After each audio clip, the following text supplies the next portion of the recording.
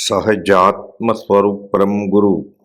यह बहुत खुशी का अवसर है कि विश्व के विभिन्न कोनों में कार्तिकी पूर्णिमा के दिन बाल, युवा और वृद्ध सभी लोग समान रूप से यह युग पुरुष का जन्मोत्सव मनाता है।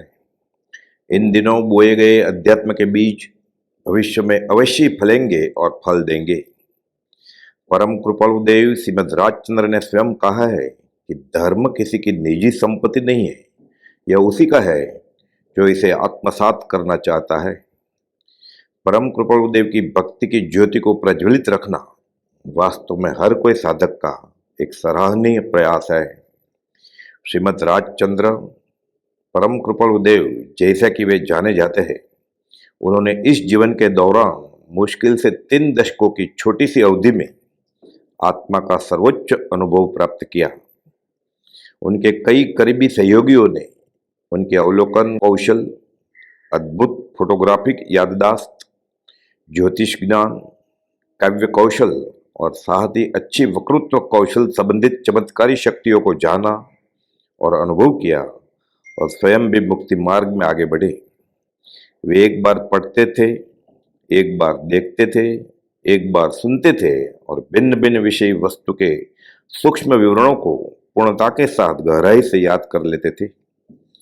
इसी तरह पिछले जन्मों की स्मृति, वह भी केवल 7 वर्ष की छोटी सी उम्र में, जिसे जाति स्मृति ज्ञान या जाति स्मरण ज्ञान के नाम से जाना जाता है, उन्हें उस समय प्राप्त हुआ जब उन्होंने पाठशाला स्कूल में प्रवेश तक नहीं लिया था। उनके पड़ोसी की मृत्यु हो गई और उन्हें अंतिम संस्कार के लिए ले जाया गया और इस घटना ने उनके मन में गहन विचार उत्पन्न कर दिया कि मृत्यु क्या है, जन्म क्या है और मरने पर शरीर से क्या बाहर जाता है। उन्हें ज्ञान प्राप्त हुआ और महसूस किया कि जो चीज बाहर जाती है वह अविनाशी आत्मा है, स्वयं ही आत्मा, और एक बार शुद्ध हो जाने पर वह भगवान या ईश्वर के अलावा और कुछ नहीं है। आत्मा जब बाहरी वस्तुओं और इच्छाओं के प्रति आसक्ति में जकड़ी हुई हालात में यह काया छोड़ती है और जो नई काया प्राप्त करती है उससे भी जुड़ी हुई होती है, तो उसे पिछले जन्मों का ज्ञान नहीं होता है। ऐसी आत्माएं वर्तमान जन्म की पिछली अवस्थाओं को भी याद नहीं रख सकती है। जो व्यक्ति अन्यथा आचरण करता है वह पिछले जन्म के अनुभव को सामने ला सकता है। इन विचारों की प्रक्रिया के साथ उन्होंने भगवान महावीर के साथ पूर्व जन्म में किया सत्समागम का और सब सुखद यादों का स्पष्ट अनुभव किया, जबकि उन जन्म में उनके अंतिम शिष्य थे। परम कृपालु देव अलौकिक स्मृति के धारक थे। उन्होंने बहुत कम उम्र में ही रामायण, महाभारत और जैन धर्म के कई धार्मिक ग्रंथों को पढ़ लिया था। ऐसा ही एक बहुत महत्वपूर्ण ग्रंथ श्रीगणांग सूत्र उन्होंने इस छोटी सी उम्र में 2000 बार पढ़ रखा। वे आध्यात्मिक विषयों पर इस कम उम्र में के दौरान एक उच्च विद्वान के ज्ञान के साथ लेख लिखते थे और ऐसे लेखों को व्यापक स्वीकृति और प्रशंसा मिलती थी। लगभग 12 वर्ष की आयु में उन्होंने पुष्पमाला लिखी, 108 बहुमूल्य उपदेशपूर्ण वाक्य की माला, जो यदि अनुशासन के साथ आत्मसात किया जाए तो जीवन को परम सत्य और शाश्वत शांति समाधि प्राप्त करने की क्षमता प्रदान कर सकती है। मोक्षमाला के बारे में जैसा कि उन्होंने स्वयं उल्लेख किया है, 16 वर्ष और 5 माह की आयु में 3 दिनों के भीतर ही रचना की थी। यह लगभग 6000 श्लोक लिखने के बराबर है।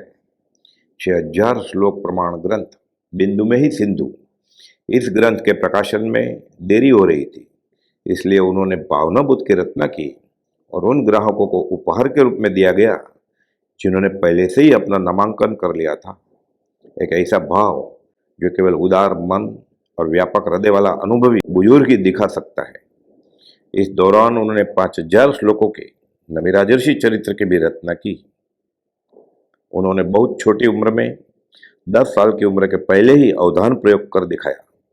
अवधान में व्यक्ति याद करता है, मन मस्तक में प्रश्न संग्रहित करता है और फिर दर्शकों द्वारा पूछे गए पहेलियों को हल करता है। इसमें व्यक्ति एक साथ कई गतिविधियां करता है। जब उन्होंने 52 अवधान किए तो बहुत छोटी उम्र में 1 घंटे के भीतर 500 श्लोक याद कर सकते थे और बाद में यह आददाश तेजी से बढ़ी क्योंकि उन्होंने शतावधान भी कर दिखाया। उन्होंने दिसंबर 1886 में मुंबई में सार्वजनिक रूप से मुंबई उच्च न्यायालय के मुख्य न्यायाधीश और कई उद्योगपतियों और बड़े नामांकित और जाने माने विद्वानों की उपस्थिति में एक बड़े हॉल में ऐसी 100 गतिविधियां की। शतावधान। इस आश्चर्यजनक उपलब्धि में उन्होंने दुनिया की 16 भाषाओं में पूछे गए प्रश्नों के उत्तर दिए, कि जिनमें से कुछ भाषाओं के नाम जिनके बारे में उन्होंने इस जीवन में सुना भी नहीं था। उन्होंने प्रेक्षकों की मांग के अनुसार कई प्रश्नों के उत्तर काव्यों में भी दिए। समय बीतने के साथ वे केवल एक श्लोक या एक छंद को याद करते या पढ़ते कि एक ही साथ हजारों शास्त्रों का अध्ययन हो जाने पर जो हासिल होता है वह सहज हासिल होकर लेते थे। उन्होंने एक बार स्पष्ट बताया था कि उनके पास पिछले हजारों जन्म के दौरान अध्यात्म अध्ययन करने का अनुभव है और उनके पास सभी शास्त्रों का ज्ञान भी आत्मसात है। बहुत कम उम्र में उन्होंने अपने शिष्यों के लिए नियमावली पुस्तिका तैयार की। वचन सप्तशती, 700 महानीति, कुल 700 अमृत बिंदु रूप वाक्यों में स्पष्ट नियमों का संकलन, एक प्रकार का नियम मैग्ना कार्टा सच्चे साधक के लिए संविधान कर लिया। आश्चर्य की बात यह है कि इसे उन्होंने 20 वर्ष की आयु में एक ही दिन में तैयार किया था। वे व्यक्ति का मुंह देखकर ही उसका नाम बता देते थे। वे ऐसे व्यक्ति की जन्मतिथि भी बता देते थे कि जिससे वे पहले कभी नहीं मिले थे। वे किसी भी व्यक्ति की आयु और जीवन काल का सटीक दिन और तारीख के साथ पूर्व अनुमान लगा देते थे। किसी व्यक्ति का भविष्य भी पढ़ लेते थे कि संबंधित व्यक्ति को स्थायी शांति और मुक्ति यानी मोक्ष कब मिलने की संभावना है। एक दिन श्रीमद भारत के गुजरात राज्य के ऐतिहासिक शहर नडियाद में बाहर गए हुए थे और जब वे वापस लौटे तब शाम हो चुकी थी। उन्होंने एक लालटेन मंगवाई और लिखना शुरू कर दिया, जबकि अंबालाल भाई एक सदा आज्ञाकारी साधक भक्त रत्न लालटेन हाथ में लिए वही खड़े रहे। आत्मसिद्धि शास्त्र एक अपूर्व ग्रंथ, 14 पूर्व का सार, आत्मप्रवाद, गंधर्वाद, यह आत्मसिद्धि की कृति श्रीमद के एक शिष्य श्री सौभाग्य भाई, जो उम्र में 44 वर्ष बड़े थे, उनके अनुरोध का परिणाम था। यह लेखन कार्य काव्य सिर्फ 1.5 घंटे में निपटाया और न तो ऊपर और अगल बगल देखा और न तो कोई शास्त्र अध्यात्म ग्रंथ में नजर तक डाली।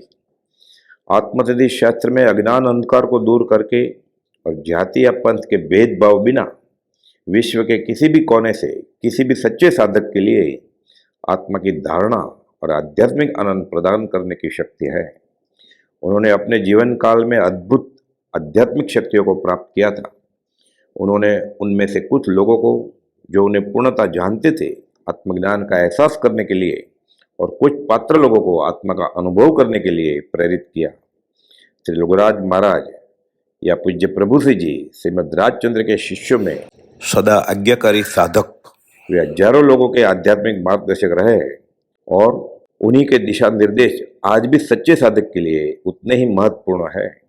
पूज्य श्री मगन बापा, जिन्होंने श्री लघुराज स्वामी यानी पूज्य प्रभु श्री जी और पूज्य ब्रह्मचारी जी के 2 दशकों से भी अधिक समय से सत्संग के दौरान आत्मार्थ हासिल किया, वे अक्सर कहा करते थे कि यदि कोई परम कृपालु को भगवान से कम समझता है तो वह आशातना का जोखिम उठाता है, अर्थात गलत धारणा और गलत समझ के आधार पर निष्कर्ष निकालता है, क्योंकि इस अलौकिक व्यक्ति को कम अनुमान न्यून प्राक्कलन के बराबर है। वह इस बात पर जोर देते थे कि परम कृपाल देव एक क्षितिज है, वहां तक कभी नहीं पहुंचा जा सकता।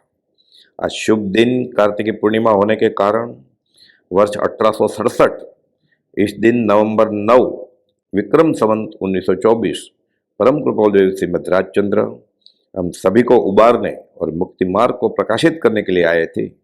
अनंत नमन हो उस युग पुरुष को, मूर्तिमान मोक्ष को, जीवित मूर्ति को। नमस्कार हो उस जमीन तल के परमात्मा को, सहजात्म स्वरूप परम गुरु।